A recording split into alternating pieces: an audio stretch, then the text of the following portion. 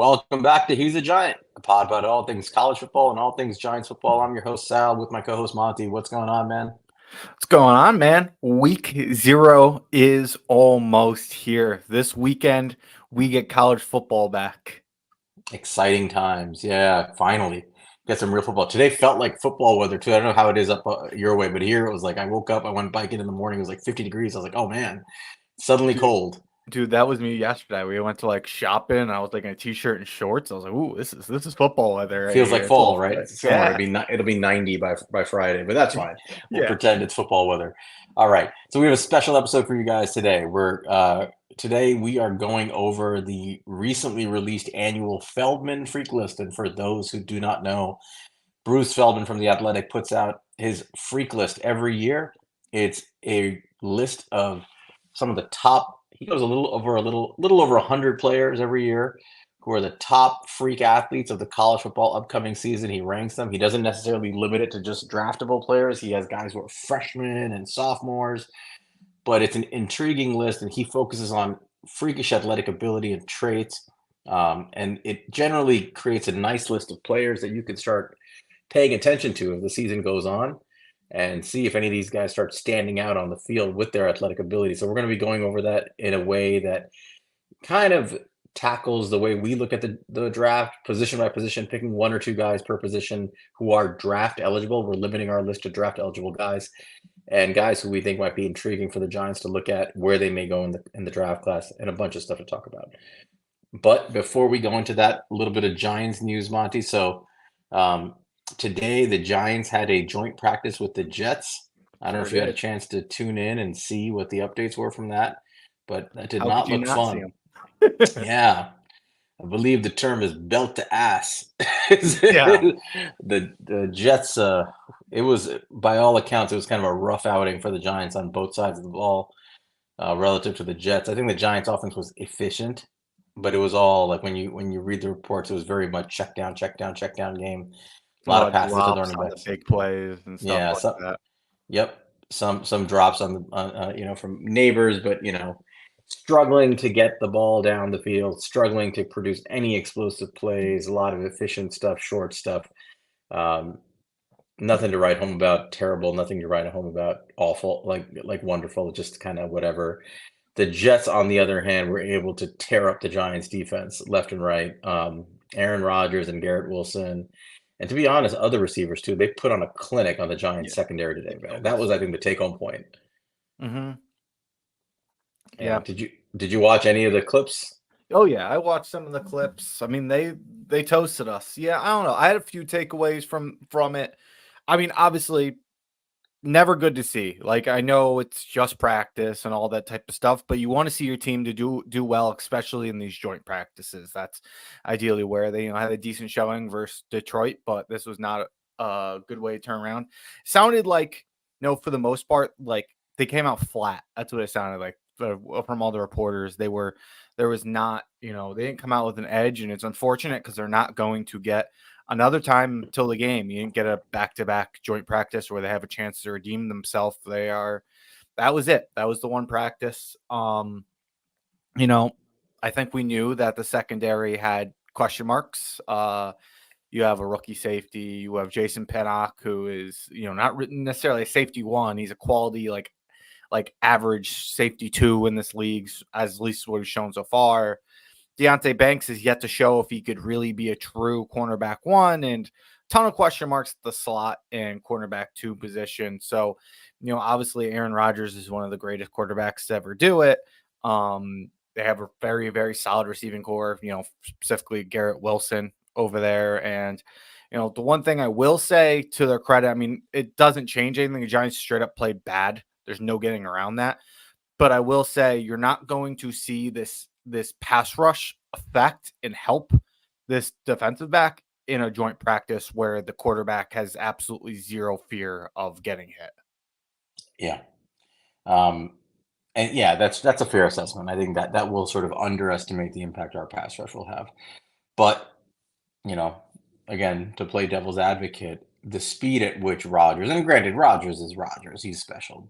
Yeah. Obviously, he's a top five quarterback of all time in many metrics. But the speed at which he was able to dissect the defense and the release that Garrett Wilson showed, and just the way they were able to separate so quickly from our defense and just destroy them, that's concerning, because you're not going to always face Aaron Rodgers, but you're going to face some pretty good quarterbacks, and if they can dissect the defense that quickly, and we have a talent issue in the defensive backfield, which I think is kind of a concern. It's a big unknown right now. There's a Yeah. lot of talent there, at least on paper, young talent. But your CB2 right now is Nick McLeod. I think Nick McLeod. I've said this to you. I think he's a perfect cornerback four on a Hmm. team. Like your ideal cornerback four, right? Like the first man off the bench who can cover you. If you're hurt in any of the outside positions or at nickel, he can even play some safety. But now he's being thrust into starting outside corner role, which some people wanted. But Nick McLeod is not somebody I really am thrilled about watching play CB2. And I think he's going to get toasted by some really good receivers if he's forced to Hmm. play there. Even Deontay Banks, man, he was getting fried. Yeah. And that's an issue. Like we don't know how good he's going to be as a CB1 this year. Is he ready for that role? We both have a lot of faith in Deontay Banks long term, but is he ready to take that leap to CB1 this year against the top receivers in the game in a more complex defense? So this is all going to play out over the season, but it was definitely on full display today. It was Yeah. rough to watch. So the one thing I'll say about the secondary, like this practice aside, just kind of how I feel about it moving forward, I think obviously with like better teams, better quarterbacks, better wide receivers, we're gonna have to do things to scheme around that. That's going to be up to our coaches. That's going to be up to Shane Bowen. That's going to be up to a guy like Jerome Henderson to get these guys in good position. It's something we've done well over these last few years. With last year we're in pretty good shape between Adoree, even though Adoree kind of had a bad year, and Deontay Banks having a solid one too. But we've had holes at our cornerback two position for a long time now, and we've found ways for that not to necessarily kill us in that one spot specifically. Obviously, you don't want to have to scheme your entire defense around keeping your cornerback two from, killing you, but I do think it's something you can do and something that we will have to do at least at times this year. I'll say I am confident as much as the freak out over Deontay Banks right now. I am confident he can be a cornerback one for us and be a fine Hmm. cornerback one. What I'm Hmm. worried about is can he be a high end cornerback one, and that's what we want to see this year. Because in all things concerned, I think Deontay Banks was our cornerback one last year. Adoree was not good last year. Uh, Deontay Banks got a lot of run versus the top wide receiver in other teams, and he played fine. He was solid, but he was solid for a rookie. You need to see him take a step. So that's what you need to see out of your first round pick. I don't think Deontay Banks is going to get us killed this year, but if he doesn't take a step, that's a big hit for this team, not just necessarily this next year. So that's kind of like two things I want to say with keep an eye on the secondary right there. And I'm not necessarily freaking out, but it's a concern Yeah, regardless. it's going to be one of the stories of the whole season is did Deontay Banks, take the leap that we really needed him to take? And if he doesn't, was it a fair thing to expect of him? This, Hmm. in a whole new defense where you're just playing a different role than you were used to as a rookie. So a lot to play out. You know, can't do this discussion without talking about the quarterback. It's getting pretty ugly, with the way the preseason game went with Daniel Jones Yeah. really, really looking bad. I mean, I think that's the worst. He looks about as bad as I've ever seen him look. Honestly, Hmm. he almost looks physically unable to do this. Now I don't know if that's like people said rust or just his first game back. I don't know, but he looked terrible. I don't know if you watched the QB school breakdown of him. Um, Hmm. I looked in a any little bit deal. of it. Yeah, I mean, so JT O'Sullivan I think is very fair, Hmm. and he obviously nobody the pick six, which was just a complete dumpster fire of a play beginning to end. That's on him for the most part. That's on him, and obviously there's no excusing what happened there. The um, the first play of the game where he almost throws a pick six right into Derek Stingley's Yeah. hands. JT O'Sullivan talks about how like it's clearly the first read, and if you look pre-snap, it looks like Stingley's eyes are staring directly at Jones, like he knows the ball's coming to Neighbors, and he's just watching him and waiting to see what he does, and he sees like this quick drop, and he knows it's going to be an out, like a quick, like a hitch or something quick. and he jumps the route. The interception down the sideline to Hyatt, I think he was more forgiving. He said, "We're like, what is this route? What is this play design? Like where do you Mhm. want him to throw the ball?" I think there's a big debate. Now I still believe like that ball, if you're gonna throw it, you gotta throw it to the back pylon, Yeah. and towards the sideline and give your receiver a chance. But he wasn't as difficult on that. If And he made if some that really was if that was the only interception he threw on the day, I don't think people would be upset. But the fact that that was the second and really the third turnover worthy play, like I'm okay with him taking shots, but he had two really stupid plays, and that one you had a shot to get a touchdown, you didn't put it in the right spot. But I right, mean, I respect right. him trying to take it at least. Momo was telling us the pick six was neighbor's fault. Yeah, that's the narrative. Of course. Um, apparently he was the first read on the pick six, and he was late off the snap, and he got bumped off his route and whatever. But it was pretty. It's people ran with that silly narrative. The bigger concern, I think, that JT O'Sullivan pointed out in that game. I'll say some of the good stuff too. Like he had some nice back shoulder throws. Mhm. There were things that he showed down the field that were impressive. Granted, it was as authentic. Our buddy showed a lot of that came against the second team and third team guys, but Mhm. still, he showed some mechanical things that were at least good to see. What was really concerning though was more so than the picks, just the same mechanical problems that you've seen from this guy for years. He's late on the throws, he's late on the Very read, he late. doesn't let the ball go, he doesn't give his receivers a chance to get any kind of yak because he's late when they have an open window and it's clearly like where he wants to go and he just holds the ball for too long. Um, he was commenting on his footwork on how like he's not positioned well for a lot of these throws. Like his body's facing like he's gonna throw to the right, and then he turns and at the last second throws to the left. And even though the read is to the left, he's looking there and his body. It's just like some basic stuff you wouldn't expect from a 6 year quarterback, like mechanical things. Like where's your footwork? Where's your timing? It's the same kind of stuff. It's not. That's more concerning to me. But personally, I think if you're gonna make the argument that the dude is rusty, I can buy it. Then he should play on Saturday. When do we play actually? We play, I forgot what day we play, but whenever Saturday we play, sounds right. yeah, he should be playing this week in my opinion. He needs to get a series or 2 in to get his timing The down. You can't go into like the whole season with the guy's only exposure being whatever dumpster fire crap he put on display this past weekend. What do you think? these starters didn't earn the opportunity to sit out this first preseason game. They screwed up this joint practice, and you can't let this practice be their last like competition against another team. I think you get them out there for at least a drive with the starting team. You have 2 weeks until the season. I'm all for getting them.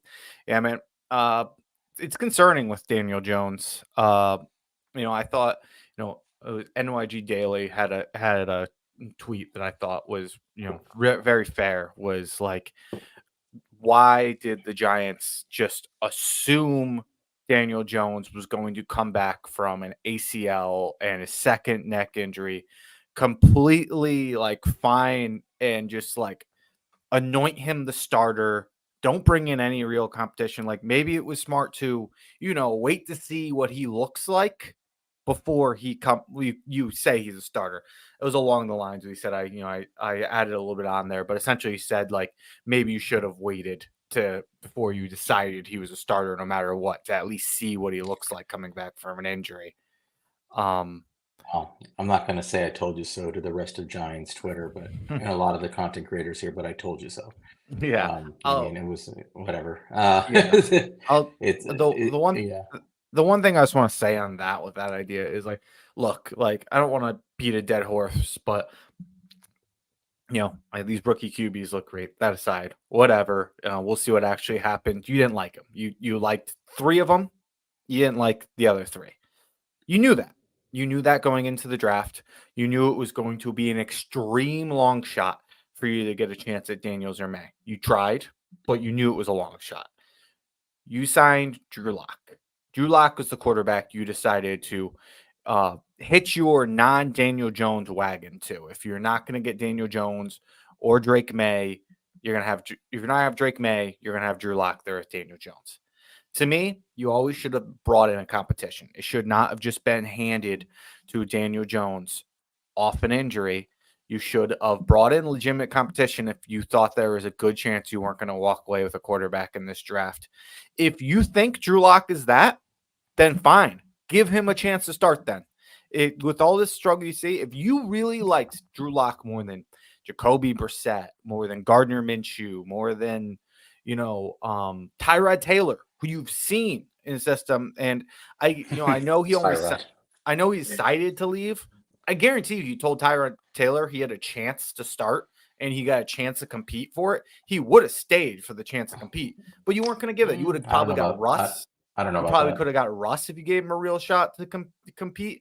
But it was Daniel Jones or a rookie quarterback. And to me, that you are now going to put out your mistake with an injury clause, for the record, out for everybody to see this year, and you do not have a real backup plan, and you're going to have to watch this train wreck week after week after week, and it's going to make you look worse and worse and worse if Daniel Jones does not show up. I mean, the only conclusions you can draw from this are that they either think Daniel Jones is legit or that they think Drew Lock is legit, or both. And that's going to be put to the test. That's going to be put to the test. Yeah, I don't think they're out. We've talked about this. I don't think they're as out on Daniel Jones as some make it out to be. I don't think that they're all in like they used to be, but I don't think they're totally out. But that's because of injury, and they made that very clear on Hard Knocks. They said that over and over again. It's because of his injury. It's because of his injury. It's a point. I mean, I want to get started on the freak list stuff, but I do want to make this point. Everybody in Giants land, a lot of people who have platforms, people on Twitter, they all assume that they're done with Jones just because they try to trade up to 3. That they're done with him and that they're fed up with him and they're moving on from him. And I just take a step back and I think to myself, like, what's the actual evidence that that's clearly the case? Okay, I think they're not so delusional that they think that Daniel Jones is a better futuristic prospect for their future than Drake May or Jaden Daniels or whoever they thought they would get at 3, right? Obviously, they thought there was a clear upgrade possibility there. That makes sense. That's logical.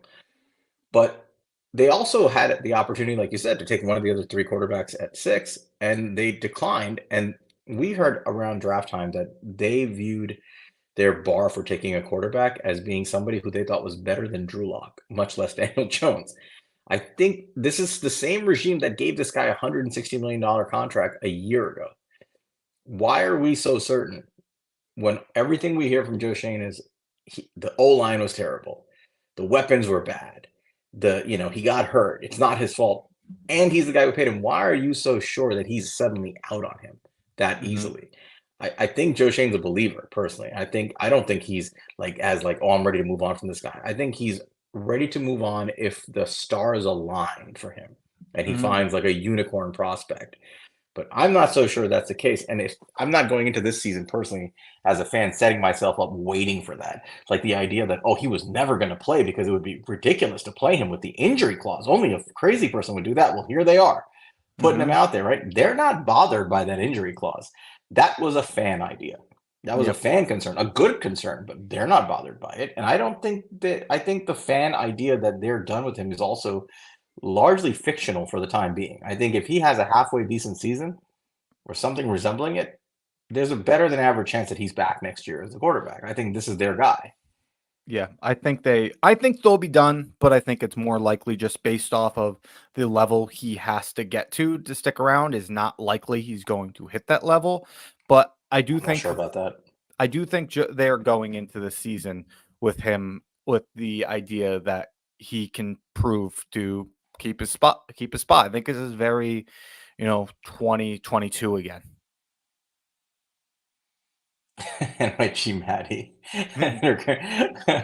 We cannot blame Daniel Jones as he's never had a Pro Bowl level guard in his first 5 years. That's true, Matt. You're right. I mean, without a Pro Bowl level guard, who could be expected to throw for at least 3,500 yards? Kevin Zeitler, but Yeah. Other than that guy.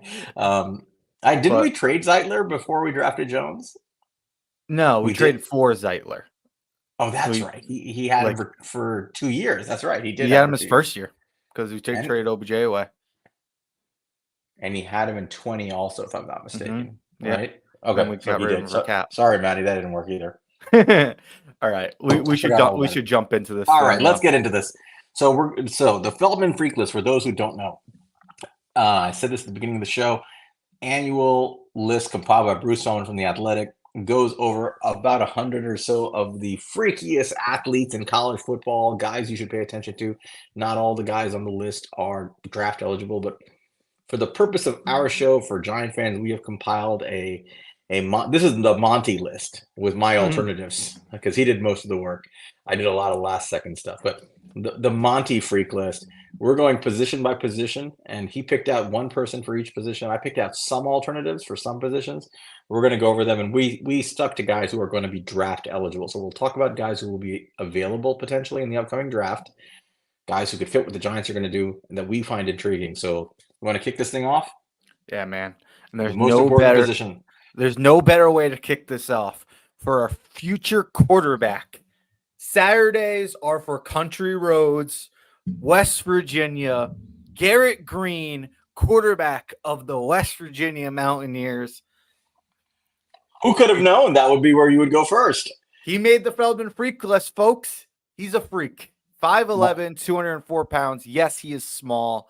He is not the biggest guy. He's a senior. He's a fifth-year player. 2023 All Big 12 Conference, fourth team.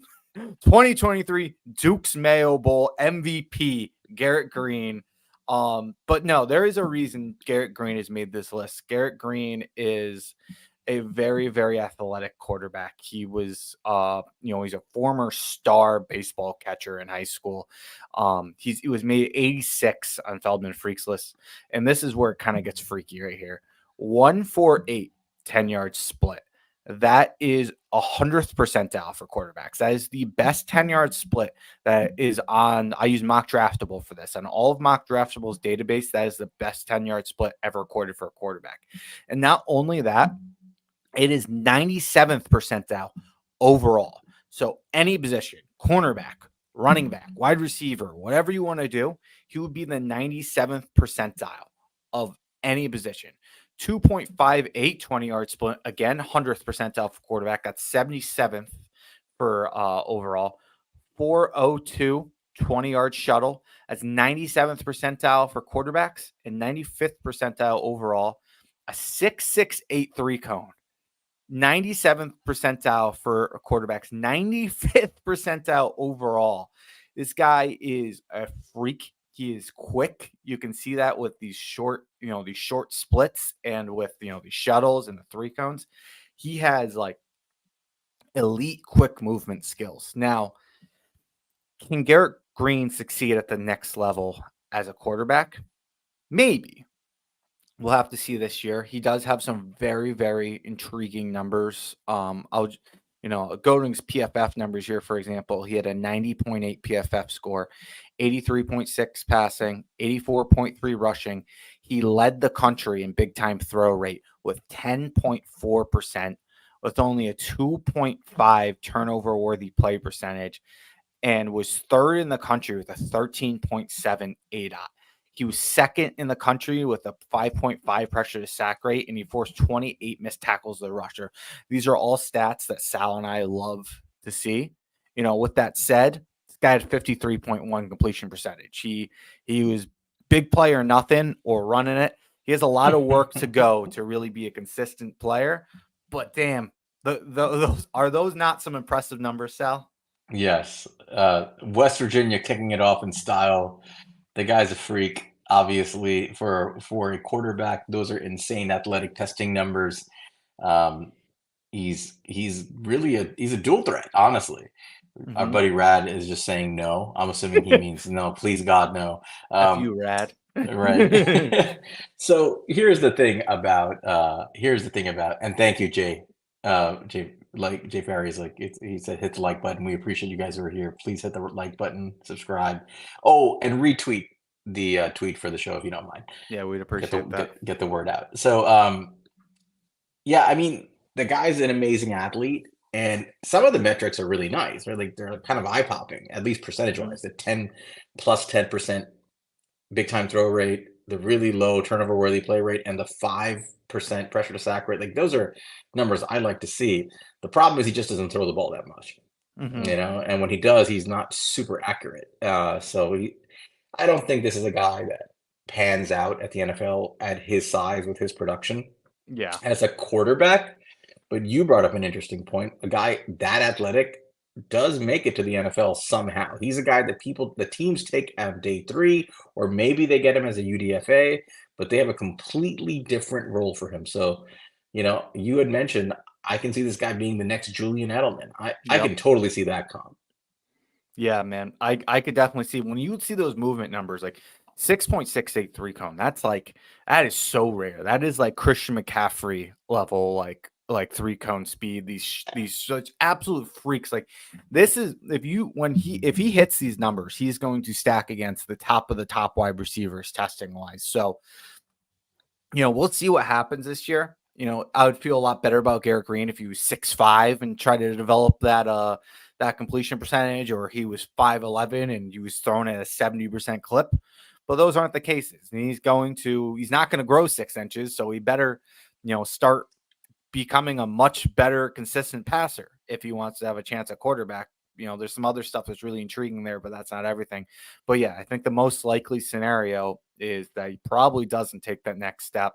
But this guy is on the Feldman Freak List for a reason. And I'll tell you, if this guy was listed as a wide receiver and you were comparing against these other numbers in the Feldman Freak List, Garrett Green would probably be like the most intriguing name to pull out just off those numbers. Those are some of the best numbers you will find on this entire list today. So, Garrett Green maybe takes a step to quarterback, probably is a developmental wide receiver type prospect. And that's going to be a really intriguing storyline to follow. Yep. Now, I offered an alternative quarterback to discuss. I think Rad is going to prefer this one as a Feldman Freak List. So this guy was number 13 on the Feldman Freak List, and that is quarterback Alex Orji from Michigan. For those who don't know, this guy is an absolute specimen. Now, this is a freak list freak. Yep. 6'3", 238 pounds. He's a recruit out of Texas. He played behind the last couple of years. Obviously, he's been behind J.J. McCarthy. Really hasn't thrown the ball at all, and he's been brought in some sub packages to be like a running quarterback, and he's a ridiculous runner. So he's an athlete. He's like a dual threat. He does have a big arm.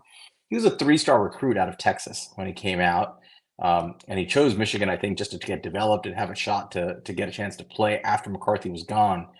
I think he's on pace right now to be QB1 in Michigan, but just some things that stand out about OG from an athletic standpoint. He had a vertical jump of 41 inches, quarterback, 6'3", 238. 6'3", 238 with a 41-inch vertical, a 10-foot, 7-inch broad jump, and he clocked a 6'6", 3-cone drill. Now, we'll get into the Michigan 3 cones later, but that's pretty impressive. He also ran a 4.06 second in the pro agility shuttle, which is really elite for like any skill group that's elite. So Orgy is a ridiculous athlete. And I mean, if you watch some of his testing stuff, he's ridiculous. Like his power cleans, his strength numbers, his speed. He is an elite, explosive athlete. Now the question is, will he put it together? And could he be the next Jalen Milroe type, right? A guy who has all the athletic traits and upside. If he can be put into a passing offense where he actually can showcase some of his big arm, can he do this, right? Can he be a dual threat? I mean, he's really intriguing to watch. Now, what I'm not super like thrilled about that prospect only because Sharon Moore is now the head coach in Michigan, and Sharon Moore is going to run the hell out of the football. Yeah. But Orgy is a guy who is worth watching this year. So if you're watching Big Ten, Michigan, they're on like every week on TV. Pay attention to Alex Orgy. I think this is a guy, their quarterback. I think he's worth watching. I mean, don't want to take anything away from your guy Green. But Orgy is a guy who legitimately has like Jalen Milroe type prototype upside. Not the quarterback Milroe is obviously yet, but he hasn't had a chance to play it. So this is going to be his first chance. There's a world in which he has a monstrous season and he shows that he can be a dual threat and he skyrockets up the boards. He has a lot of upside. So that's my guy to watch. Yeah, man. Look, I'm not as excited about Alex Orgy as I was about like Anthony Richardson going into the year. But if you look at them physically, there's a lot of similarities. I mean, Anthony Richardson, he was 6'4", 244. This guy's 6'3", 238. He jumped 41 inches. Anthony Richardson jumped 40 and a half. He jumped a 10-7 broad jump. Anthony Richardson jumped a 10-9 broad jump. Like, there is a lot of similarities between these guys physically. I think Anthony Richardson has a bigger arm and was just overall a better quarterback. I know, Anthony Richardson had his own issues, but the way he worked the pocket and all that type of stuff was much more advanced than he got credit for. But, you saw what happened to a guy like Anthony Richardson, who did have a lot of work to do even going into the draft. If Alex Orji can take a big leap this year, he might get that type of bump, especially if you see a guy like Anthony Richardson really break out like this year. I mean, that's where you kind of see this is a copycat league. And if they're like, hey, I want my own Anthony Richardson, you could see Alex Orji get that bump. Yeah, I mean, I don't see, even if he has a great season, it's hard for me to see Orgy going from where he is now to like a day one prospect. But Yeah. could I see him going into like day two prospect status? Absolutely. It's Yeah. hard to ignore 6'3", 238 with those kinds of explosive numbers and that running ability. If he can be a good passer, as Ray says, our friend Ray in the chat, if he can become a competent passer, oh boy, right? Like then all of a Yeah. sudden people are intrigued by the upside. Yeah, I mean, I So I agree don't with know. you. It's if most likely more than anything's gonna happen is he might get to day two, and he probably is gonna go back to school, to be honest with you, but who Yeah, I knows? think he's But yeah, most likely. but we don't know anything about him at this point. I'm not Right. gonna rule out that he could be the guy that takes a leap and is a first rounder. I don't think it's likely, but we don't know enough about him for me to rule it out. You know what I And mean? we don't know enough about Sharon Moore's plan for the Mhm. offense this year either. Like, We just know what we saw in the limited time he was head coach last year, which is very run heavy. But still, you don't know. They might open things up. I have no idea. yeah, like It's going to be curious to watch. this isn't Joe Milton. We knew who Right, Joe Milton was. We don't right, know who Alex Orji is. right. Definitely intrigued to watch him. One of the most intriguing players in college to watch this year, in my opinion, just to see how he pans out. And real All quick right. before we move on Yeah. to the Go. next one, I just want to Yeah. answer AB9620 here. Yes, you want to know, it's another West Virginia guy. How do you feel about Wyatt Millum? We watched a couple games. I just want to, anybody's watching, he's really, really good player. He's a tackle from West Virginia. I think he's a preseason All-American. I'll say I like him better than I like Zach Frazier last year. I thought he was a better lineman for West Virginia than Zach Frazier was. And Zach Frazier was a guy who got a lot of love in the draft process and went in the second round coming off a broken leg. So, yeah, keep an eye on Wyatt Millum. Wyatt Millum's going to be a highly drafted player in this upcoming draft. Yep. Um, All right. Let's get to running back. We got a bunch of positions to go through. So this is a position the Giants are definitely going to be interested in, I think. So why yeah, don't you talk about your guy first, your main guy? Again, this is for those who are just joining.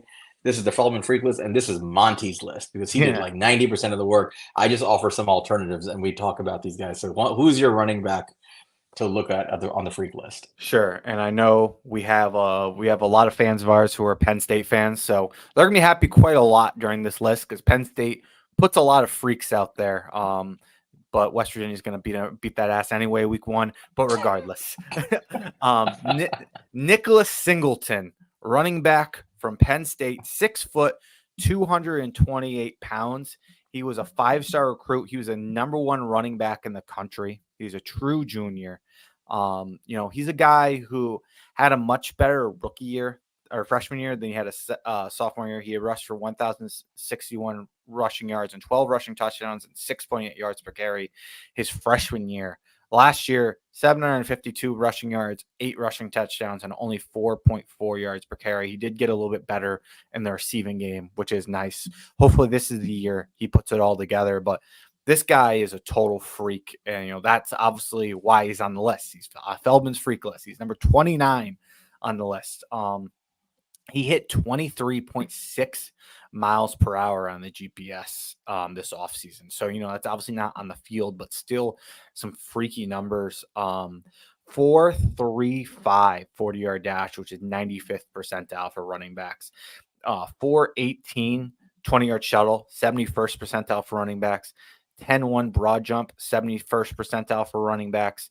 He had a 390-pound power clean, and he beat Saquon's squat record of Impressive. 650 pounds with 655. So, you've seen Saquon. That guy has a thick dude. They didn't call him Saquads for no reason. And you got another big, thick, fast Penn State running back coming out here, Nick Singleton. He's not quite the freak Saquon was. He's not quite the player Saquon was, but there definitely are some similarities there. He's a little bit more of a power rusher than Saquon was. Saquon was more of that big guy who ran like, he comped himself to Barry Sanders. So that's not Nick Singleton's style. He's more of a power guy. But what was your thoughts of Nick Singleton? Yeah, I mean, I just love the prototypes. Penn State produces these freak athletes kind of up and down, but especially at running back over the years.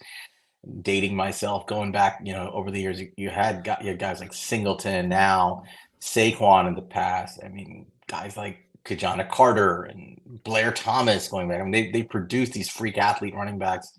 He's just the next in line. I think he's a good, powerful runner. We'll get more into his game film, obviously, when we get to the running backs, but he's a guy that I think was expected to do more.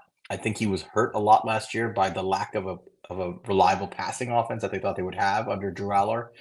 And if they take a little bit of a leap, hopefully, with their passing offense, I think he's going to benefit a lot, and you're going to see him really have a chance to shine. He has all the talent in the world. So right now, Singleton, I think, is projected as like an early to mid day 3 guy, just because his production dropped off so much last year, and we don't know what to expect this year. But this was a 5-star recruit, and Mm-hmm. and so he's a top tier prospect. If he puts it together and has a big year, people will be quick to jump on the bandwagon and say, "Yep, we expected this to happen." And you can see this guy surging in his stock and just being another powerful running back in what's shaping up to be a ridiculously good running back class. So And I like him a lot. you've seen this before. These running backs who are like high recruits have a really good freshman year and then kind of drop off their second year. You saw that with a guy like J.K. Dobbins. I think was a guy who was like that. You see this happens. I don't know. I can't name them off the top of my head, but I feel like I hear the story all the time. He did some really exciting things his freshman year. Once I'm not going to read off all the stats right here, but one that really stuck out to me, he had a 56.5 breakaway yards percentage, which basically means of his total yards of 1,061 yards, 56.5 of those were on runs that he got over 15 yards. He's a home run So hitter. he Yeah. was a home run hitter, and he can really power too. So definitely a really interesting player. All right. Now I offered another alternative. And again, Love this guy. we're by the way, for this guy, for Singleton, we both kind of think he's kind of early day 3 right now, but with major upside to move up. The next guy, the alternative on the list, is a guy that if you have been watching college football, for a lot of people, this is running back 1 in this class. Mm-hmm. Ashton Genty, the running back out of Boise State. And this should get everybody excited because you know who Ashton Genty is if you've been watching college ball. 5'9", 215 pounds, led the nation last year from all players with 159.67 yards from scrimmage per game. This dude was giving you 160 yards total per game, most among all the backs in college football. He got to a top speed of 22 miles per hour, squatted over 605 pounds before the Boise State staff had to make him stop. They wouldn't allow him to go any heavier because he kept going, and they thought he would hurt himself. So they said 605, that's enough, no more. And listen to this number, he power cleaned 340 pounds. This guy is a CrossFit game monster. Like, he's crazy. His production was, I mean, he's not just an athletic freak. Like I said, there's the yardage, but if you look at some of his production, dude, overall, these are his rushing numbers last year. He had 217 attempts for 1,344 yards, 6.2 yards per attempt with 14 touchdowns. He did fumble 5 times, so he's going to have to clean that up a little bit. But his yards after contact, a number that we care about because that's sort of like what we at least think might translate as guys who can do this on their own, independent of the O-line. Anything above 3 is pretty good, right? That's like ideal. This guy 4.52 yards after contact. So he gets it. He still gets almost 5 yards after that on average. His breakaway yardage percentage was not as high as Singleton, but it was 40.6%. But he just did. I mean, it's really good. He is a monster in every way, in every single way. And as a receiver, by the way, 578 yards on 44 receptions, 3.19 yards per route run. That's elite receiver territory. Yeah, man. Yeah. I mean, He's RB1, right? I mean, yeah. I see. Yeah, I think a lot of people view him as RB1, but he's also an athletic freak, so we have to include him here. Yeah, I man. can't see the Giants taking this guy. I think he's a first round pick. This guy. Yeah, he's definitely a guy who could get there. Yeah, he's exciting, man. I'm excited to really break down when we get to our running back episode, which we'll probably do somewhat early into this. I love Ashton Genty. I had him on my college fantasy team last year. He went off for me. I have tweets from last year saying I'm like the best running back in the country is not draft eligible, and his name is Ashton Genty. Like he is a total stud. He is draft eligible now, and yeah, man, I'm excited to watch Ashton Genty this year, even though that dude, that quarterback couldn't win the job over there. Side note, did you see that? Yeah, That oh my god, Malachi, whatever his name, the USC transfer. Oh my god, 5-star quarterback can't win a job at Boise. That's tough. it was kind of shocking when he transferred from SC. Rad Mm-hmm. can tell us all about it because Rad is an SC junkie. Um, but speaking of USC, by the way, this guy's not on the Feldman Freak List, but apparently your boy, the kid who came in for Caleb Williams, was named the starter for this year, QB1, Miller Moss. Yep.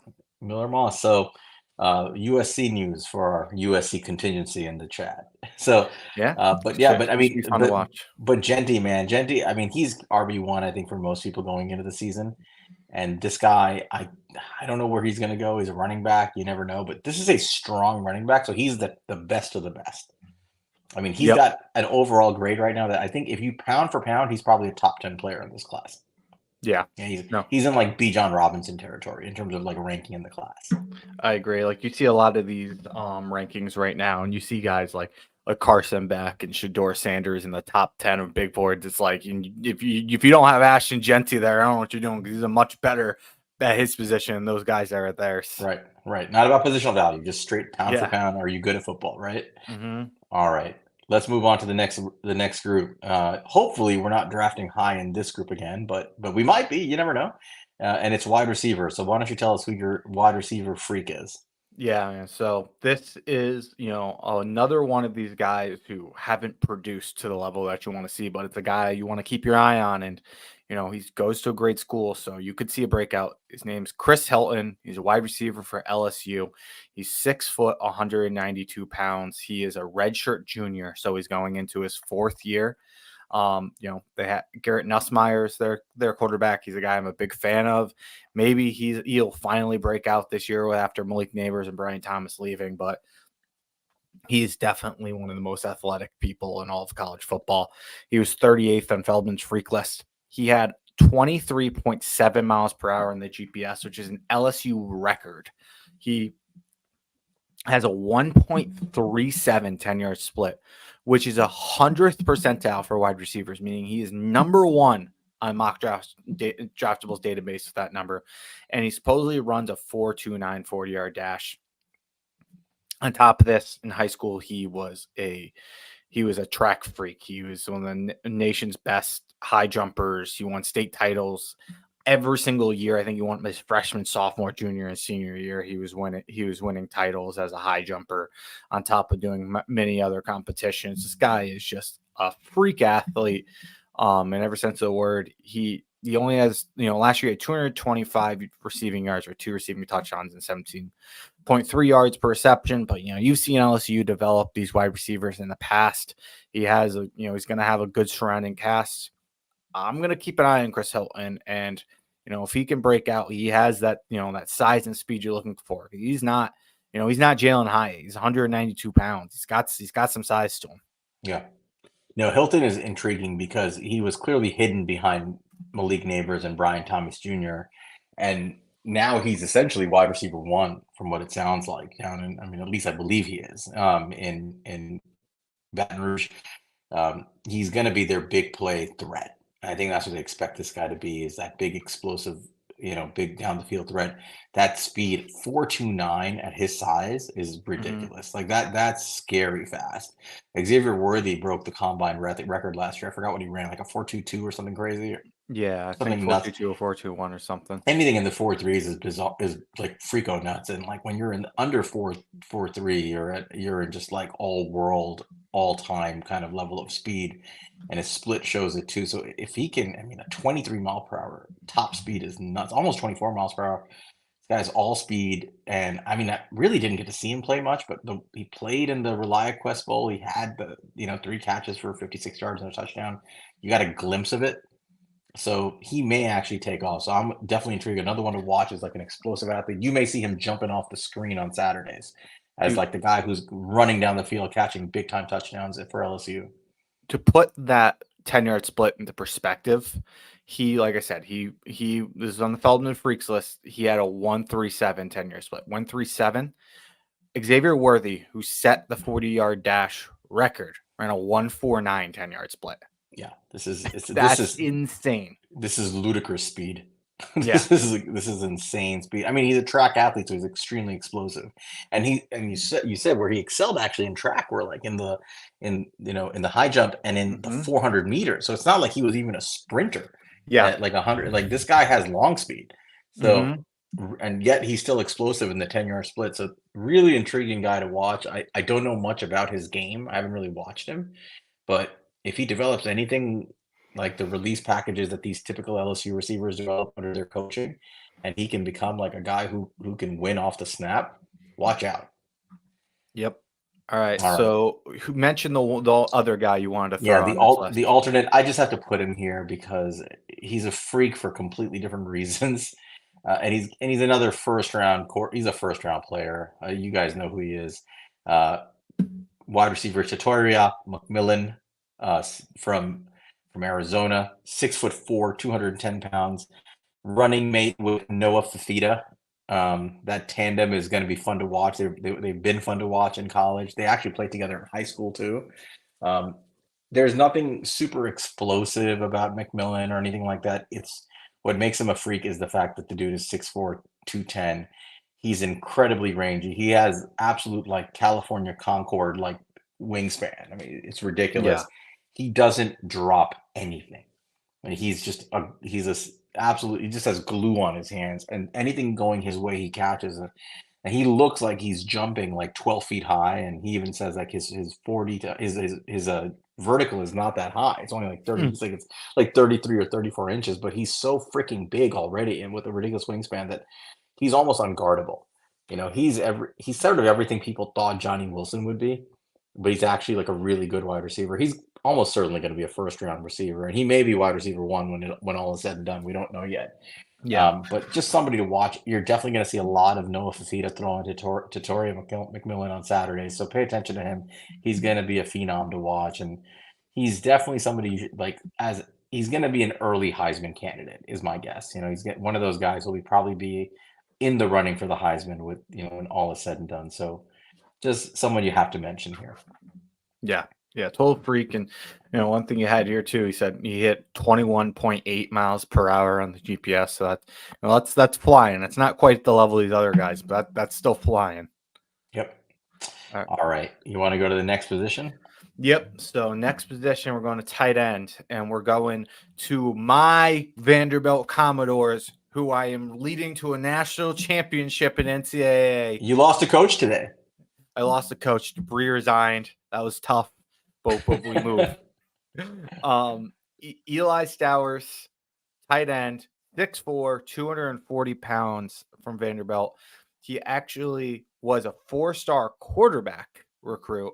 And he went to Texas A&M, and he transferred to New Mexico State and switched to tight end at New Mexico State last year, where he had 35 receptions for 366 yards, 2 receiving touchdowns, and added 108 rushing yards on the ground and 2 rushing touchdowns.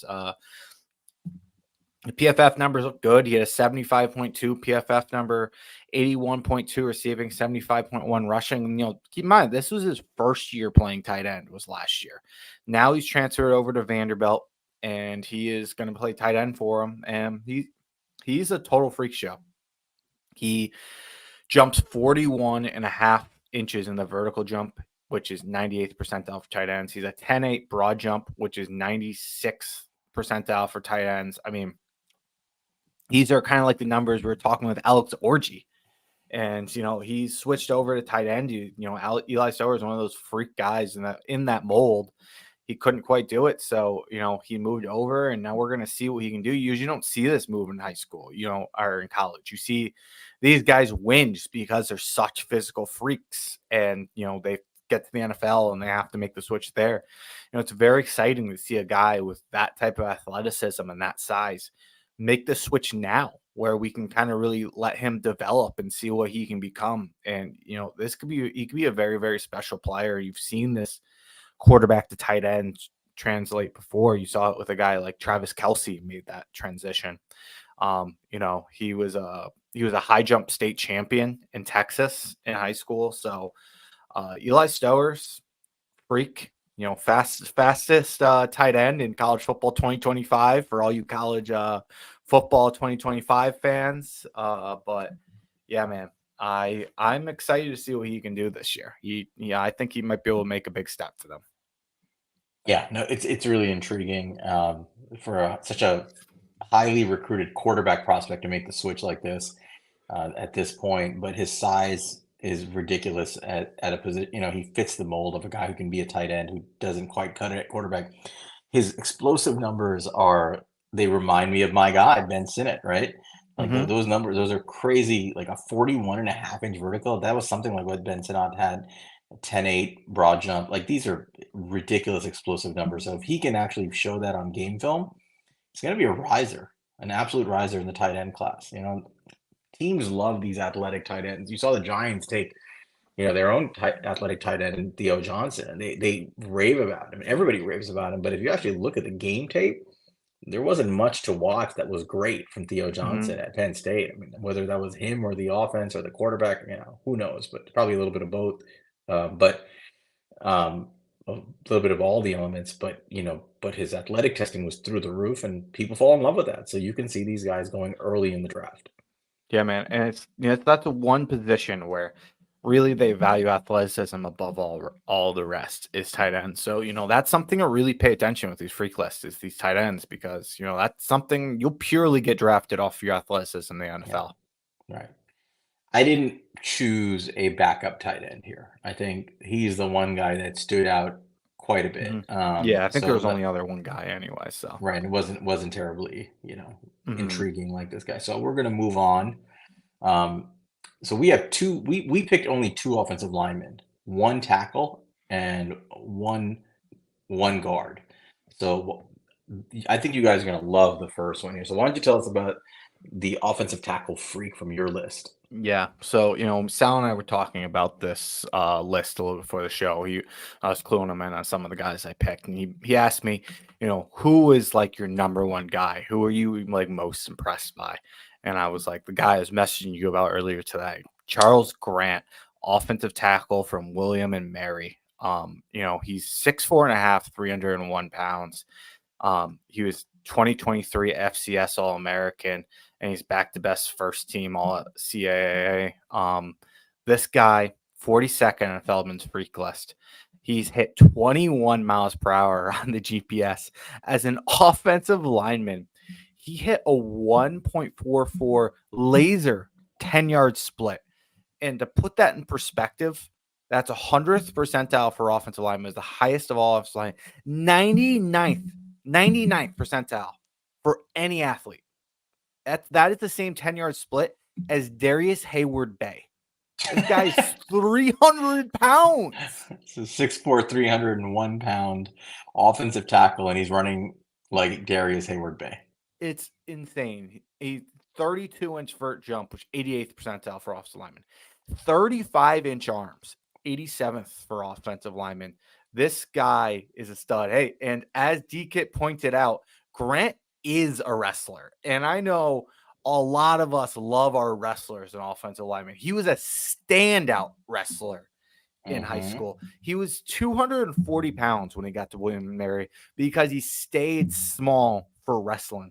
He was at a wrestling match when the high school football coach came up to him and asked him if he wanted to play for the football team because he took down a guy 60 pounds heavier than him in a wrestling match. he knows how to use leverage. He's been very successful.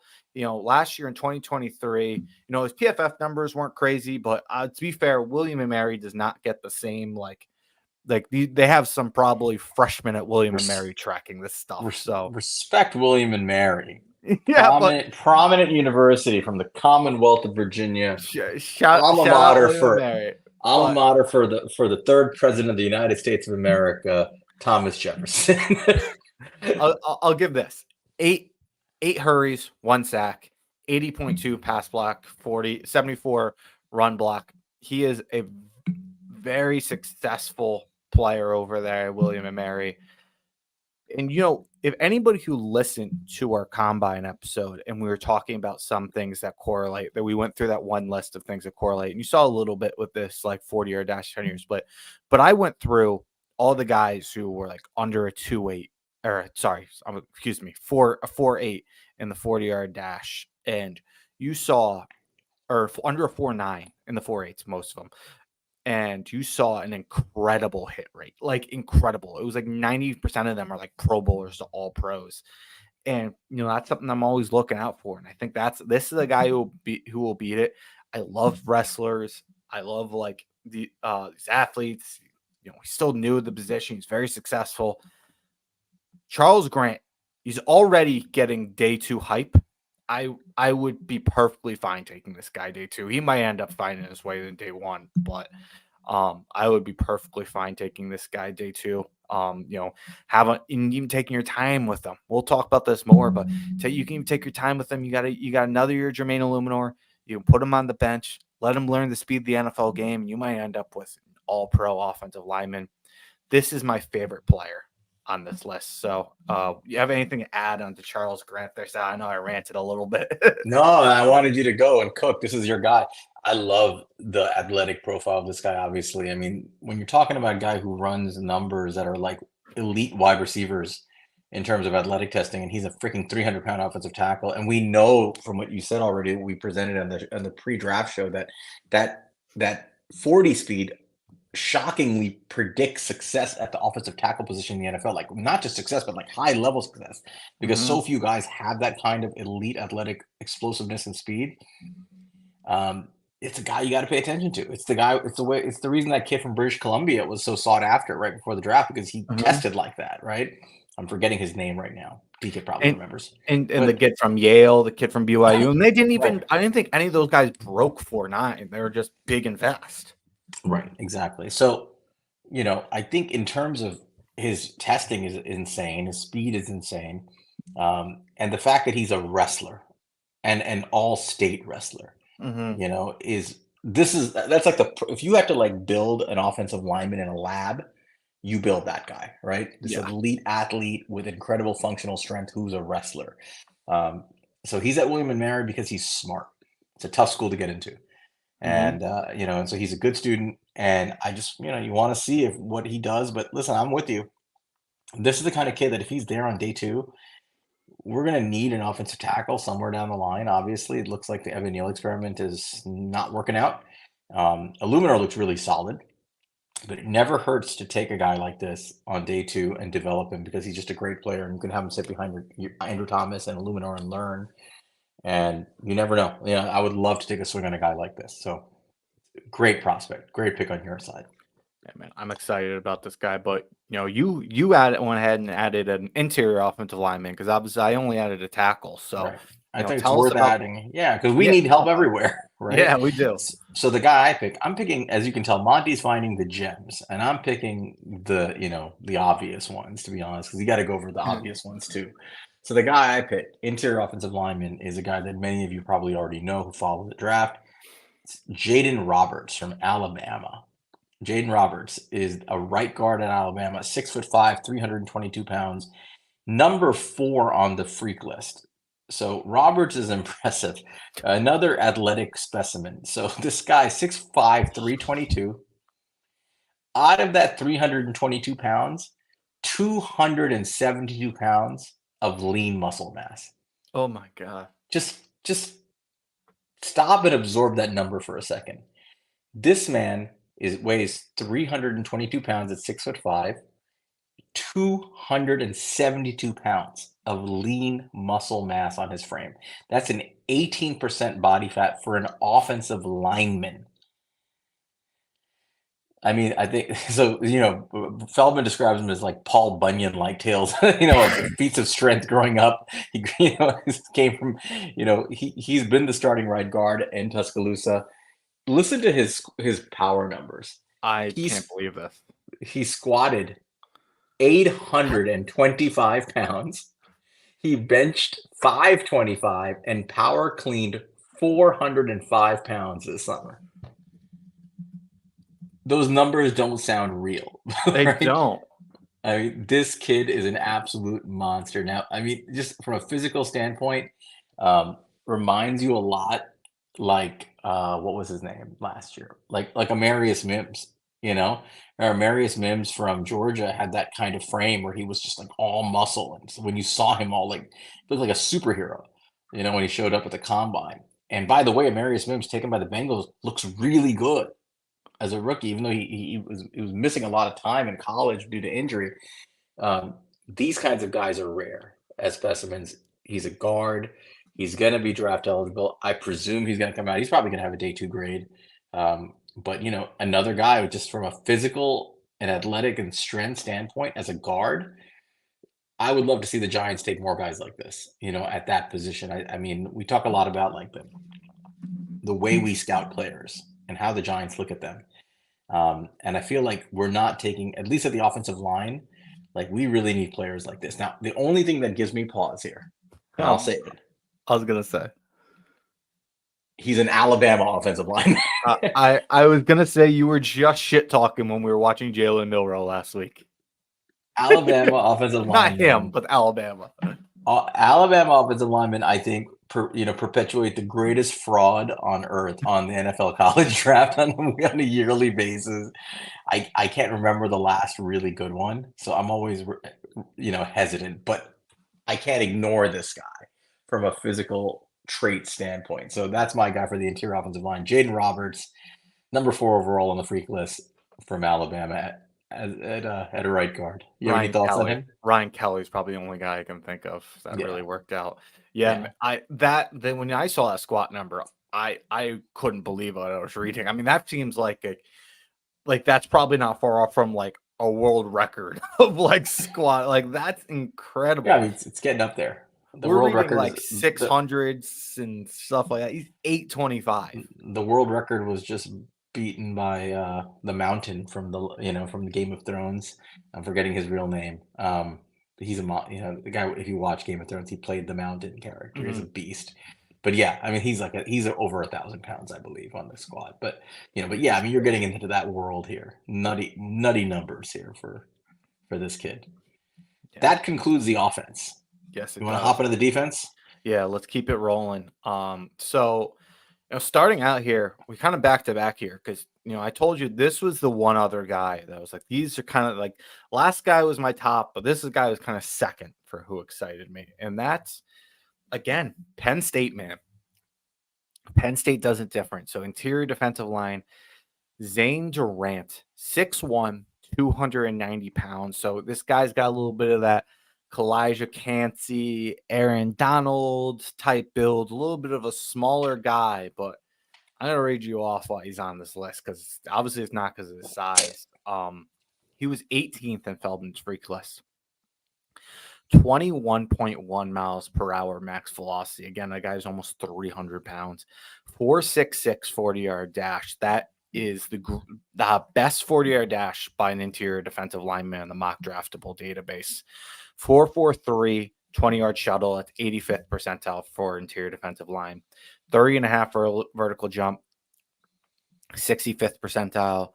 910 broad jump, that's 97th percentile for interior defensive line. Squats 666 pound set, which is a Penn State defensive line record. Setting a record at Penn State for lifting is pretty goddamn impressive, and we've had 2 of them so far. And then he bench presses 425 pounds. This guy is a total freak show. He still needs to really have a breakout. This last year he only had 17 tackles, 5.5 tackles for loss, and 2 sacks. So he was efficient with when he made plays.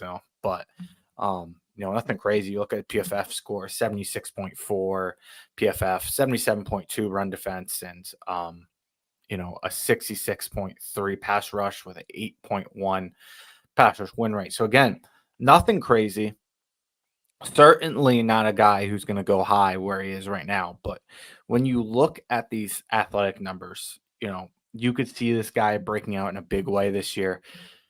And even if he doesn't, he goes in the draft, he's going to get drafted somewhat high because somebody's going to want to take a chance on those athletic traits. You heard anybody, I don't know if anybody heard, but Brandon Brown was talking about Andre Patterson this week. And I've heard this before, but I kind of forgot they do this. They call him Dr. Dre because he can fix that. He can fix anybody. So, yeah, I would love to get Zane Durant in Andre Patterson's hands. Just right up the alley of the type of guy I'm looking for. So what are your thoughts there, Sal? Yeah, I mean, I think Zane Durant obviously is going to. He looks like he's trending to be the best athlete of the interior D line class, at least for guys who kind of profile more as three techs. Mm-hmm. You know, you just have to see it on the field, man. Like some of these Yeah. guys, they test so well, but they do nothing. In terms of production. So you just have to see it. But like the power and explosive numbers are ridiculous. Like it should translate, right? Like when you hear numbers like that, those squat numbers, the speed numbers, like that should translate to a guy who's explosive and can get off the snap and like just get a lot of pressure as a pass rusher up from the interior. Um, just doesn't do it. Some guys are just, I don't know whether it's timing or whatnot, but they don't put it together. But you want to see him do Mm-hmm. it. Like for that kind of athletic profile, he should be testing as like a top 10 to 15 defensive tackle in the country. I mean, Yeah. not testing, but I mean in terms of production, in terms Producing. of Yeah. yeah, in terms of like things like tackles for losses and pass rush win rate, things like that. So it's another guy to watch. Penn State's full of freaks, so when you're watching Penn State, pay attention to him. Um, I wasn't going to add a defensive tackle. But I thought about it, and I do think it's worth mentioning this guy, Hit it. just because he's such a ridiculous monster, um, and he's gonna. We just talked about his teammate at Michigan, Mason Oh yeah, Graham, yeah, yeah, but yeah. this guy is worth mentioning. Number 3 on the list is Kenneth Grant, Michigan defensive tackle. So Kenneth Grant he's not a human. He's 6'3", 350 pounds. Um, and this guy, I mean, he produced last year, even though he was just playing a rotational role for the national champions last year. He had 29 tackles, five tackles for a loss, 3.5 sacks, 6 quarterback hurries, 5 pass breakups, 1 interception, 1 fumble recovery. That's a nice little resume for a rotational defensive lineman. But at the time when he came on, he actually lost some weight. He started at 360 pounds when he got to Michigan. Even at 360, he was running a sub 540 time. Just think about that for a second. How That's how crazy. how terrifyingly fast that is He, for a guy that size. that's Dexter Lawrence type stuff. Right. For those who know about Michigan's testing, they have this thing called the plyo stairs. If you guys haven't seen it, you should look it up on YouTube. They have this specialized staircase of plyo stairs. These are 26-inch stairs that are stacked on each other, and they're basically just box jumps, right? And so it's just the challenge is to jump up and box jump your way up the top of that stairwell as fast as possible. And when you watch him, I mean, there's a video of him on the Freak List doing it. It's insane how fast this guy is at 350 pounds. He pressed 100. Listen to this. This is why I actually put him up there. So he doesn't have like a bench press total, but there's some dumbbell bench presses, which if anybody who lives knows these are stupid numbers. So it's always harder to bench press like on the dumbbell than because there's no stabilization support from the other arm, right?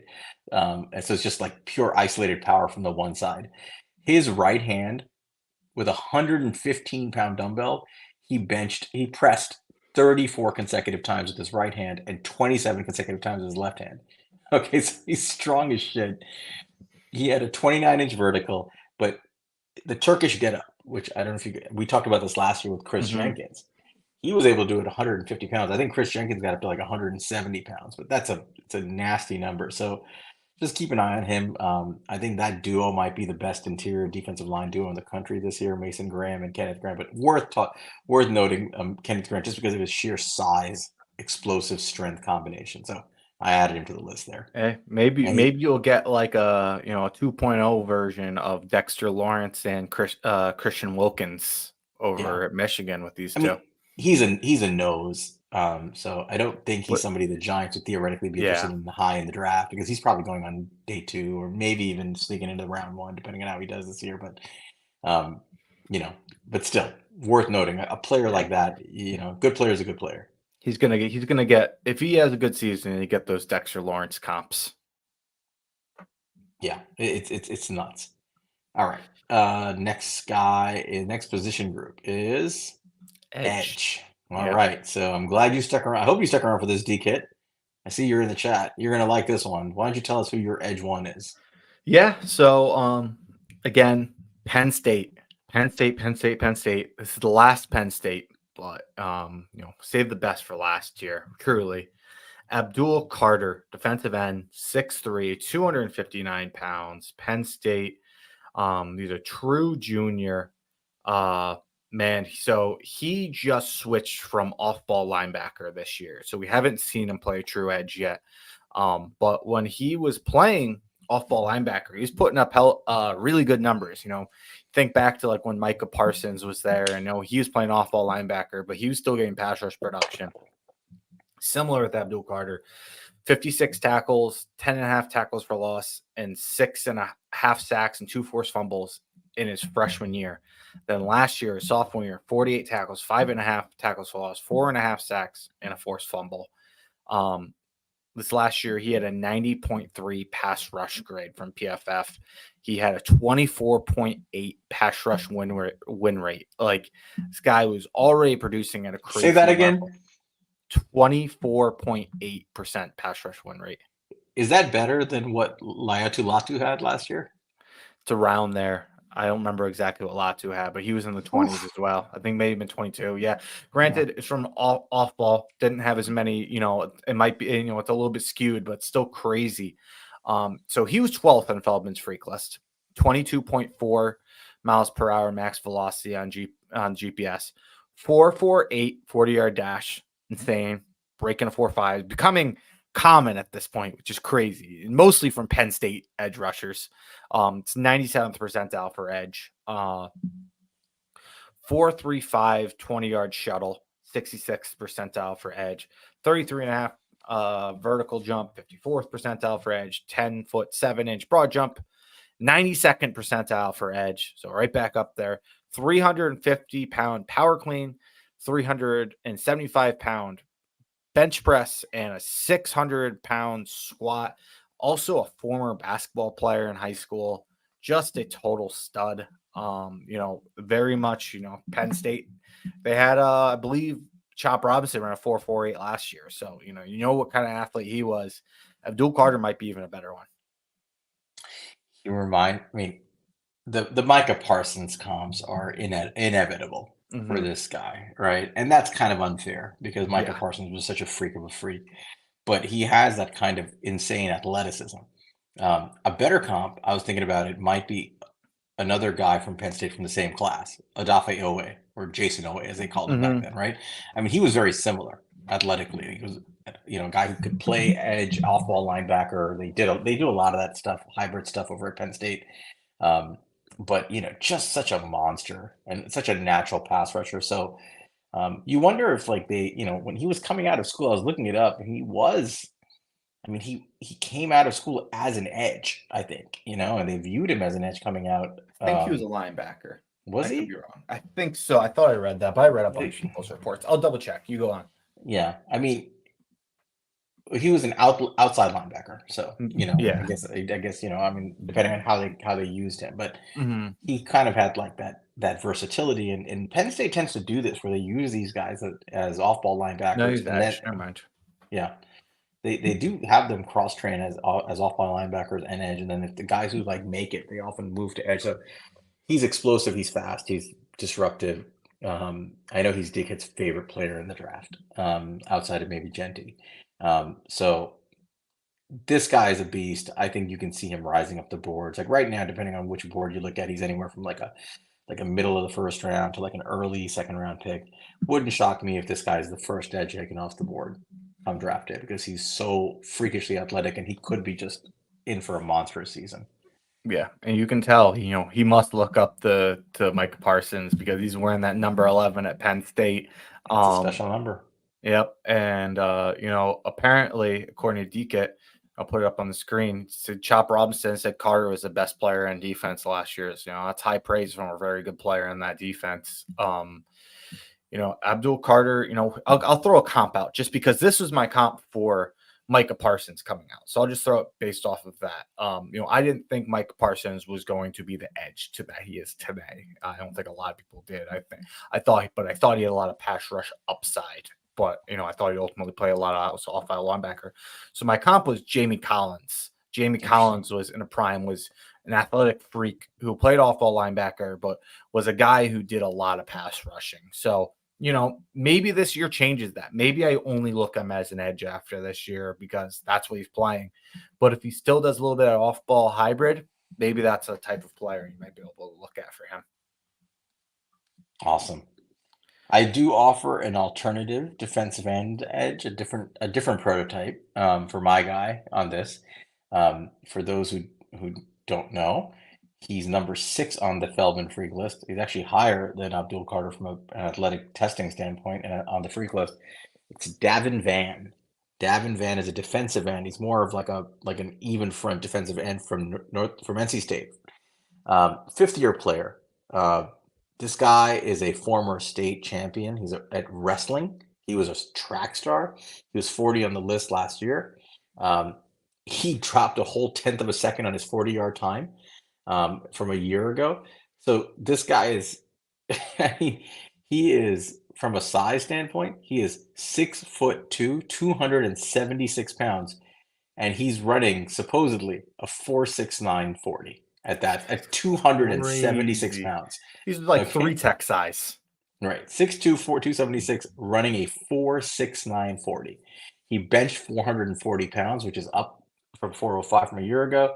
He did 31 reps on the bench It's at like Dexter Lawrence 225. amount. Right. And he cleaned 365, squatted 580, has a 33-inch vertical. He's just a monstrously explosive athlete. We're talking like this is getting into like Trayvon Walker, kind of elite athleticism type numbers from an edge.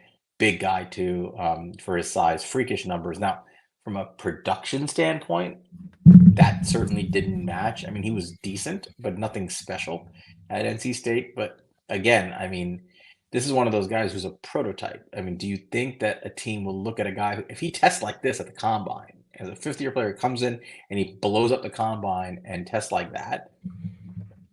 I mean, these guys tend to go early, right? Like they don't usually last deep into the draft. So that's kind of the guy to watch from my end. What do you think? Yeah, man, that's super intriguing. I'm curious where he's going to be. He seems like a guy. 6'2" is kind of short though. So I don't know. Is he going to be a 3-4 defensive end? Is he going to be like a 4-3 defensive end? Is he going to, maybe he has the athleticism to be a stand up rusher? I don't know. It's very intriguing. It's going to be hard to place him, but if he shows up and it's just a game wrecker, then I'm sure he won't have any trouble finding a place to play. Yep. So he's our guy he's my backup guy for defensive tackle, but worth noting because he's such an incredible athlete. All right, let's keep it pushing. Linebackers. We're talking off-ball linebackers. So I think we only have one guy in this category. So why don't you tell us who your guy is? We got another Mountaineer, boys. We got another Mountaineer, lady and gentlemen. Well represented. Ty French, linebacker, 6'1", 234 pounds from West Virginia University. It's his first year. He actually hasn't played at West Virginia yet. He was previously at Gardner Webb. He was actually already on the Freaks list, despite being at an FCS school. He a 3-star recruit. And he is a fourth-year junior. He was all Big South Conference first team, and he was a Big South Defensive Player of the Year. So he actually is transferring from Gardner Webb as their all-time leader in sacks and tackles for loss. And he is an interesting guy, 6'1", 234 pounds, and being more of that pass rusher type on top of being a linebacker. To go through some of these numbers, he's 94th on the freak list. He runs a 1.56 10-yard split with 79th percentile for linebackers, a 4.23 20-yard shuttle with the 70th percentile, 10.3 broad jump, 81st percentile, squats 435, benches 420 Mm, pounds. So, you know, a really good athlete. Like I said, I have noted here 34 and a half sacks and 61 tackles for loss over the last 3 years over at Gardner Webb.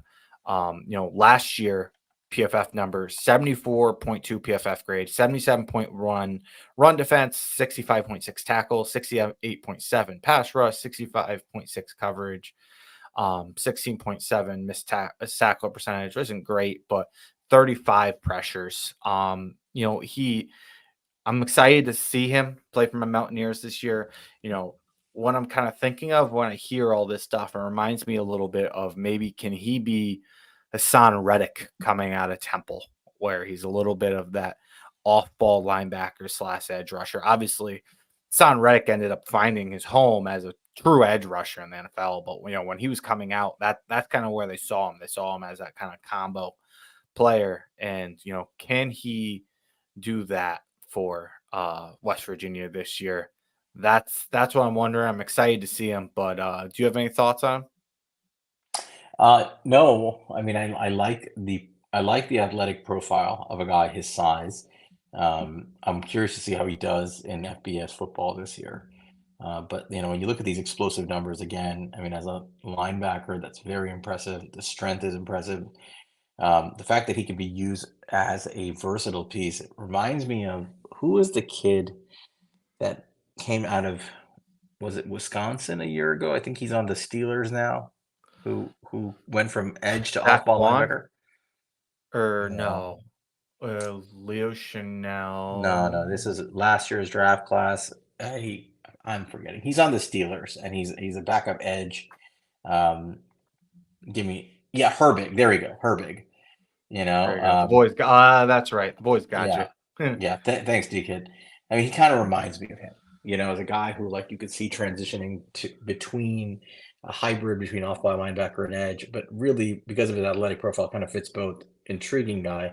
Don't know where he'd go in the draft. He's probably a day three guy, but the Hmm. kind of athlete, if you pick up on day three, you might turn into something. So I do like him. Yeah, Um, and guy who does a little bit of everything for you. I wasn't gonna do a linebacker, but I thought it might be worth mentioning. There's just one guy very quickly as a second linebacker. He's obviously, he's ranked again. I'm picking guys who are ranked a little higher, but it's worth noting. Sonny Styles, the Ohio State linebacker, Hmm. if you saw him, he's 19 on the freak list. I'm only mentioning him because he's only 19 years old and he's going into Wow, his I third. didn't see that. Yeah, he's like Tremaine Edmonds. Yeah, how about that? It's very Tremaine Edmonds like. And he's a freak athlete. He won't turn 20 until the end of November. So he's going to be like 20 and a half at draft Wow. time. This is his third year. He had a good year last year. He started 12 games. He got 53 tackles and 4.5 tackles for a loss, 2 sacks as a safety. He's converted to linebacker. He gained 12 pounds, but the kid is 6'4.5", now 240 pounds.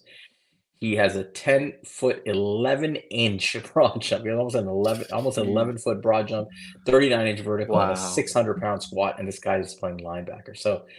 And he's only 20, or he's not even 20 yet. He's 19. So worth watching. Sonny Styles from Ohio State. You're going to be seeing a lot of Ohio State this year. They're probably, in my estimation, they're probably the best team in the country, and probably my favorites to win the national title. Um, but Sonny Styles might be a high impact player on that team. So pay attention to him. That's all I'll say about him, just because of the age and the conversion from safety to linebacker is intriguing. Yeah, Um, yeah, you gotta love those converts, and they, they can give you a little bit more as a in coverage. I believe Fred Warner did that Yep. transition. So that's something definitely interests me, especially when these guys are playing a high level. You know, looked it up because I was just curious that that broad jump would be 97th percentile for linebackers. So Yeah. very, very good. Freakish, as you Yep, would expect on the freak list. of All course. right. Cornerbacks. All right. So I got a cornerback here for you. His name is Savone Revel Jr. from Eastern Carolina University. ECU, baby. Yep. 6'3", 190 pounds. Got a little bit of that Tariq Woolen build to him. He's a fifth-year senior. He was second team uh, All-American Conference last year. He was a three-star JUCO prospect because was unranked coming out of high school, but he, started out in JUCO and then transferred over to ECU. But this guy's a total freak. This is exactly what you look for in corner. This was the typical Wink Martindale corner when we used to look for that. Uh 4.3 to 4.4 40-yard dash, 11-foot broad jump, which is 93rd percentile for cornerbacks. He was a track and field standout. He logged 6.9 indoor time, the 55-meter. He was a high jumper, a long jumper. He did 300-meter. He did everything. So track star. And he's also, most importantly, because this has not been the case for everybody I've brought up today, he's a good football player. Yes, he is from the American Athletic Conference, so it's less level of competition. But last year, 54 tackles, 3.5 tackles for loss, 1 sack, 1 interception, 13 passes defended, and he had a touchdown. The PFF grades came out at 81.5, 78.7 run defense. And, reading up on him from the freak list, he said he's a very physical football player, which, is always something you look for, not something you always see from these, longer athletic types. 82.6 tackle grade. He only missed 5% of his tackles. So, love to hear that.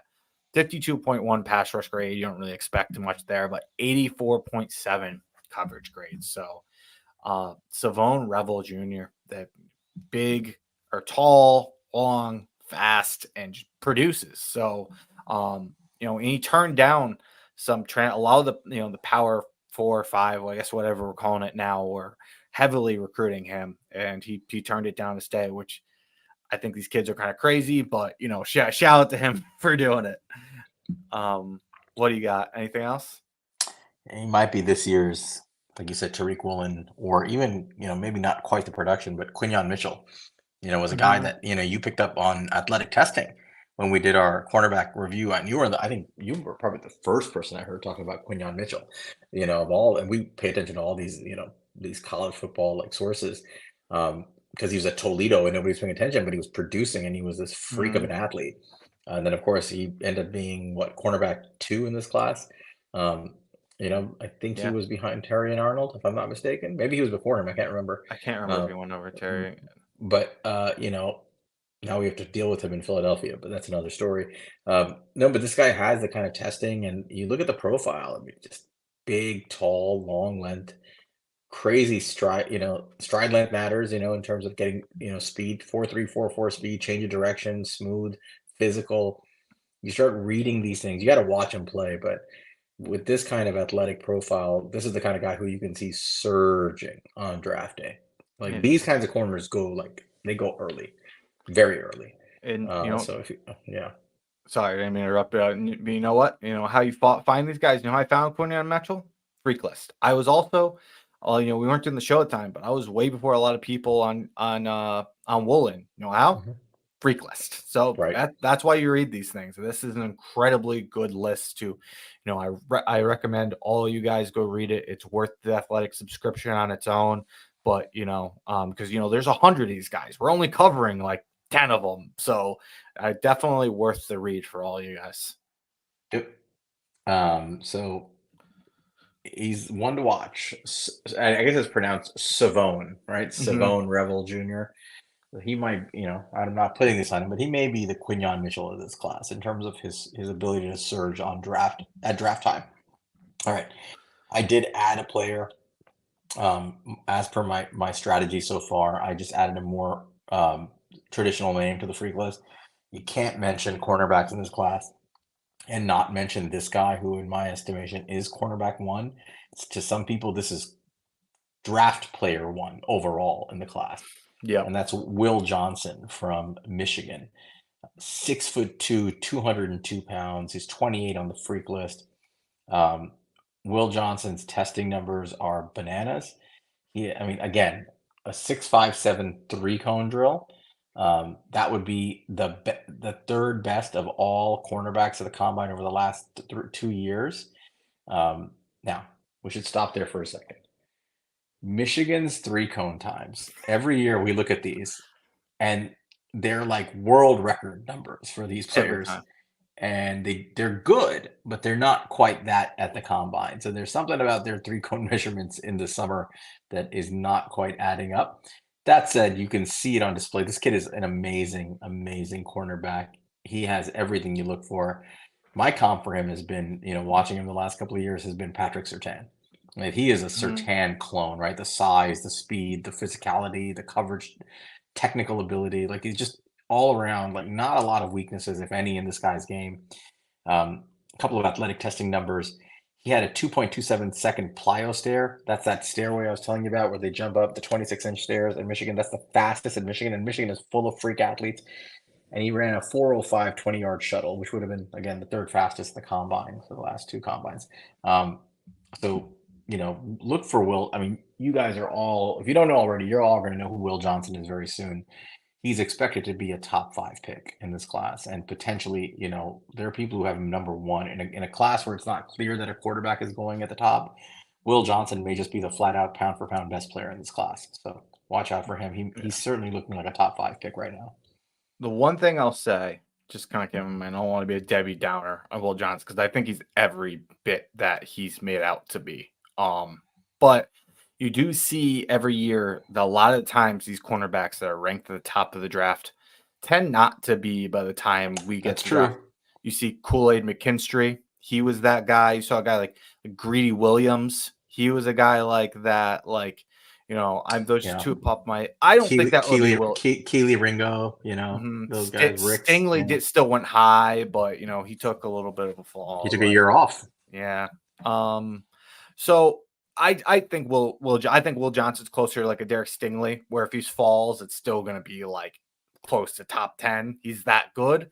Just want to throw it out there, something to keep an eye on because cornerbacks are it's a very volatile Stingley position. won 3 Yeah. Oh, you're right. But he got a lot. I guess he fell in like the ranks and in then the in rose the up from there. pre-draft Yeah, process. yeah, People yeah, said he would fall, but he ended up going 3 to the yeah. Texans. You're If right. I remember that class, it was Walker 1, Hutchinson 2, Stingley 3, Sauce 4, Kayvon 5. I think Iquanu went 6, and then Evan Neal was 7, if I'm not Yeah, I mistaken on believe the that's order. right. Right. So he ended up being fine. So he might just be more in that line where even if he is a little volatile with a year that his tape from before kind of spoke for itself. So Yeah.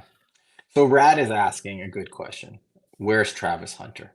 I guess we should mention Travis Hunter. I yeah, didn't know where to put him. yeah, You that's know, true. So we should mention Travis Hunter. Travis Hunter, very quickly. If you again, you guys should know who Travis Hunter is. He's a wide receiver slash cornerback from Colorado. He was the top recruit in the country coming out. Went to Jackson State to go with Deion Sanders. Followed him to Colorado. This guy is a free. He's his own category, Rad. Like, there's the Travis Hunter category. Okay, so he's a two-way player and he plays on special teams. He's a three-way player.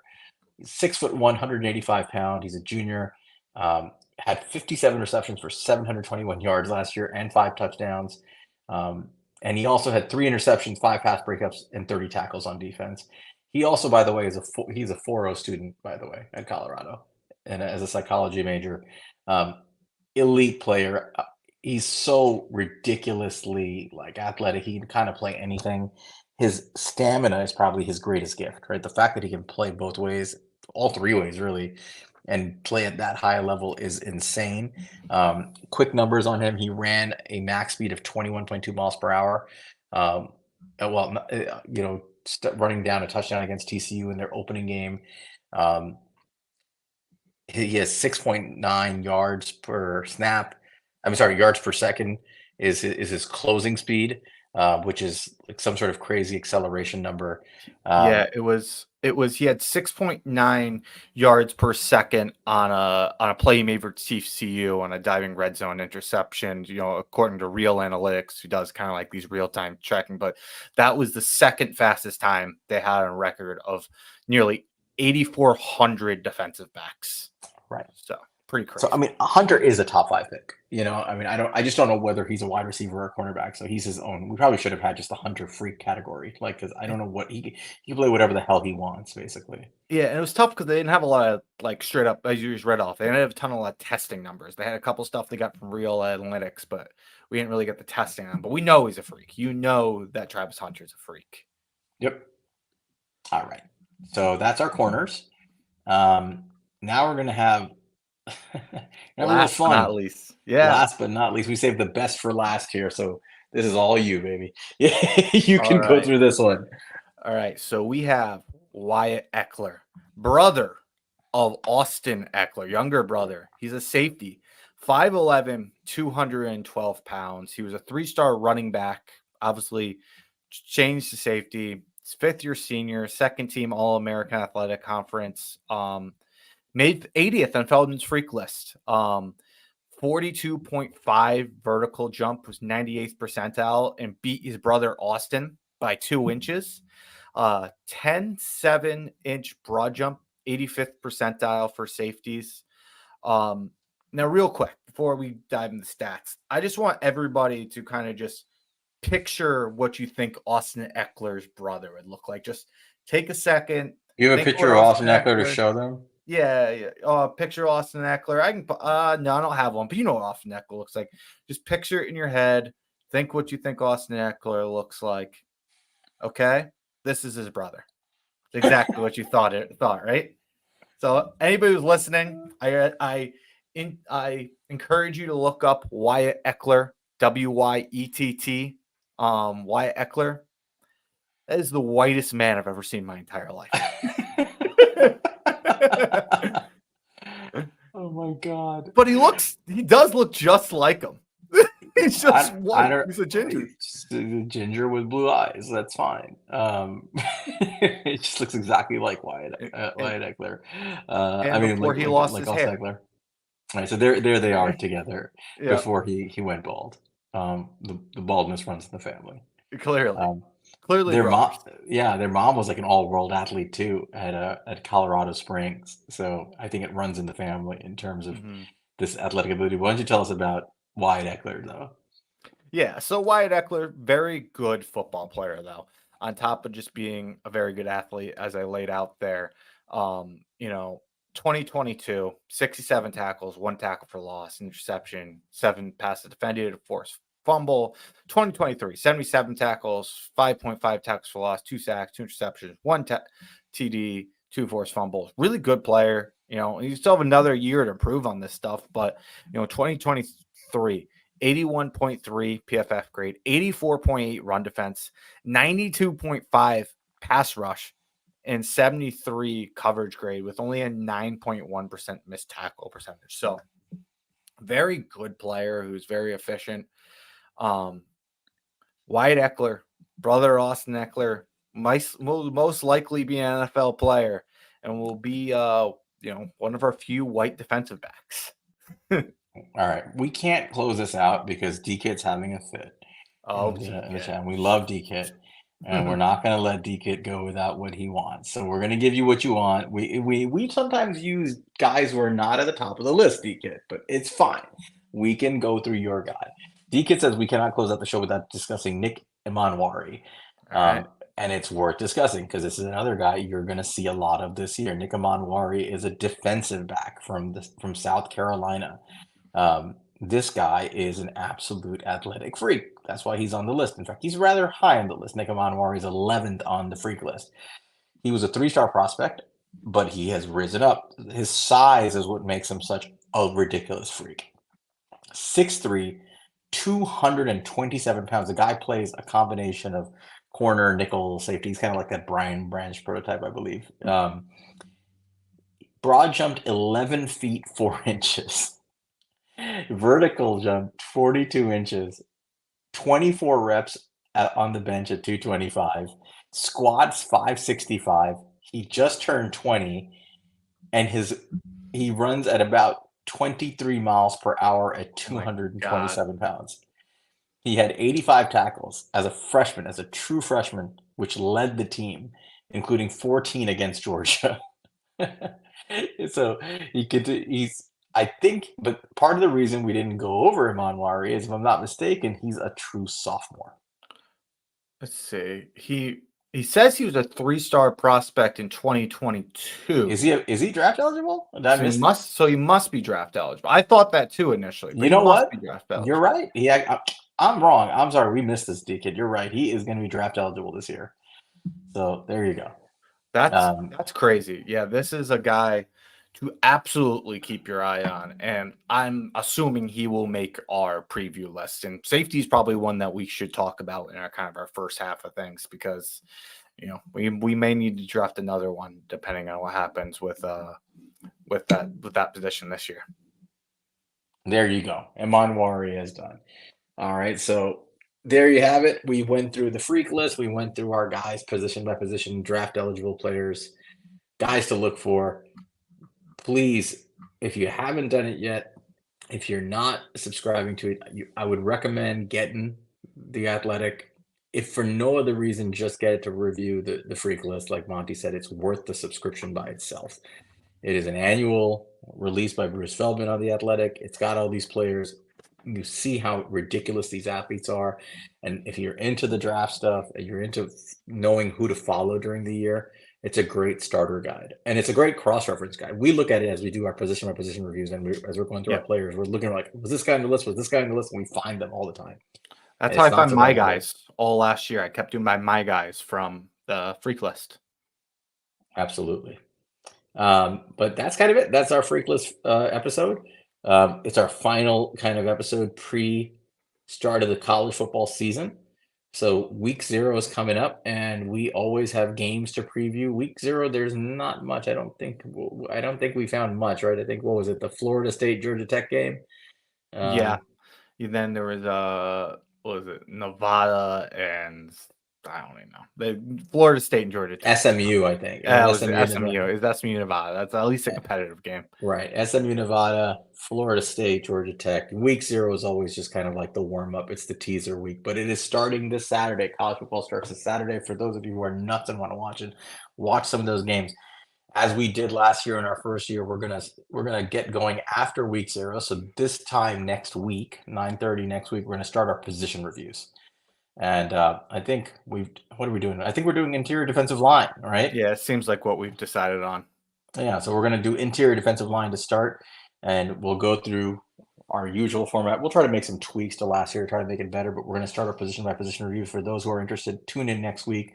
We're going to go through our 11-week process of going through all the position groups. So until we see you next week, we appreciate you guys. Thank you for joining us. Pay attention to college football this weekend. Pay attention to the Giants, see what they play in their final preseason game. Like, subscribe the podcast, like the YouTube page, retweet us when you get a chance. You can find us. You can find me at Queens_guy. Find Monty on Twitter at MONTECRI5TO. Phonetically spelled out Montecrif52. Thank you, El Jefe, for that. Or reach us at He's a Giant Pod. We'll see you next week, guys. Go Giants. Go Giants.